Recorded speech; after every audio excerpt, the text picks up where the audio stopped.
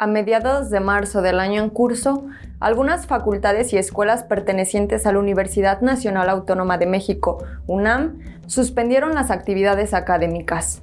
El motivo del paro fue el retraso en los pagos a una parte del profesorado y sus ayudantes, quienes laboraron sin sueldo durante casi un año. En algunos casos, las cantidades recibidas por los profesores fueron inferiores a las estipuladas en las nóminas. A esta protesta de profesores y adjuntos se le sumó un buen número de estudiantes que hicieron resonar su inconformidad en las redes sociales con el hashtag #LaUNAMNoPaga.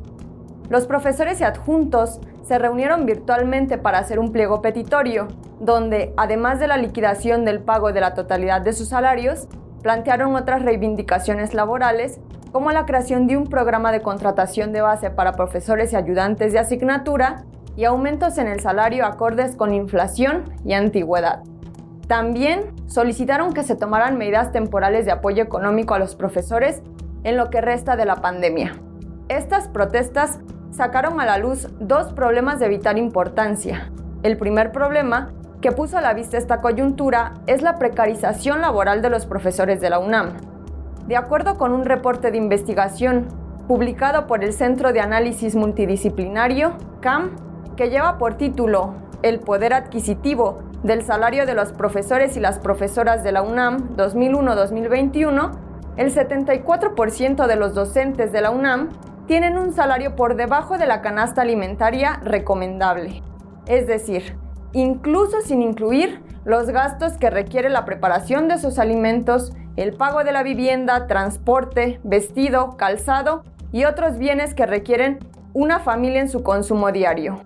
Esto quiere decir que ese 74% de los docentes está en pobreza extrema.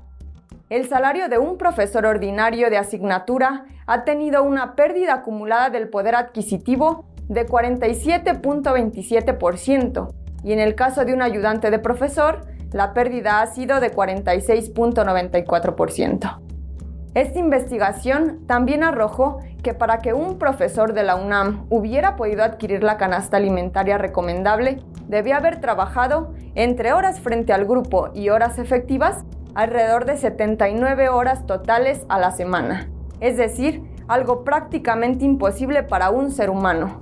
Para los ayudantes de profesor, sería una carga todavía mayor y prácticamente irrealizable. Pero, ¿cuál es la causa de esta precarización laboral entre los profesores de la UNAM? Aquí es necesario destacar un segundo problema.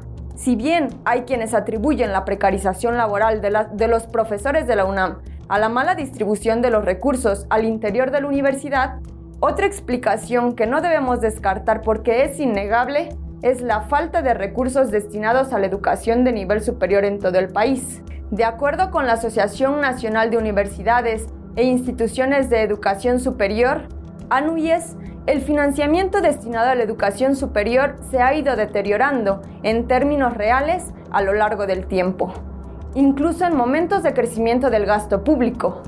Este deterioro en el presupuesto ordinario se debe principalmente a tres factores. El primero es que los recursos destinados en el presupuesto de egresos de la Federación no han crecido en términos reales desde 2016 porque la inflación estimada de cada año es siempre superior a la esperada por el gobierno. Por ejemplo, a finales de 2020, el programa presupuestario de los subsidios federales para organismos descentralizados estatales sufrió una reducción acumulada de 15.039.9 millones de pesos porque el nivel de inflación que se tomó en cuenta para presupuestar fue menor a la inflación observada de ese año.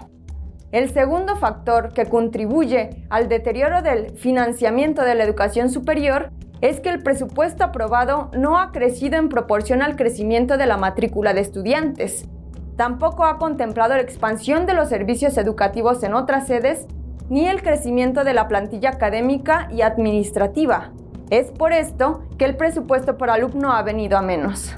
El tercer factor es que el presupuesto de egresos de la Federación no incluye los recursos para cubrir los aumentos salariales de los trabajadores de las universidades negociados por los sindicatos, sino que estos tienen que gestionarse posteriormente ante la Secretaría de Hacienda y Crédito Público.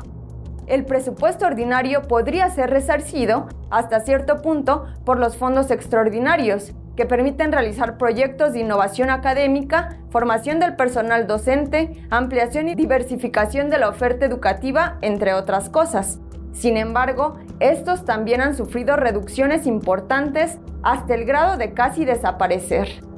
De no haber protestado la SANUYES y la UNAM en varias ocasiones, los recortes en el presupuesto de 2019, 2020 y 2021 habrían sido fatales. La falta de recursos se ha visto reflejada en problemas de financiamiento graves, al grado de que al menos 10 universidades no están en condiciones de hacer frente a sus deudas e incluso han tenido dificultades para cubrir su nómina.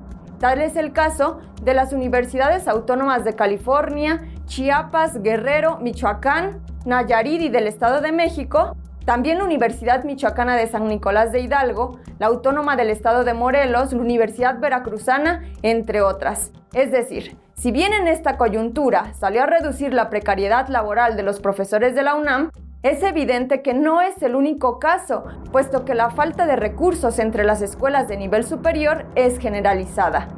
Es deber del gobierno federal incluir este problema en su agenda y resolverlo con urgencia, pues la fuga de cerebros y demás problemas que ocasiona el descuido de la educación a nivel superior es un hecho.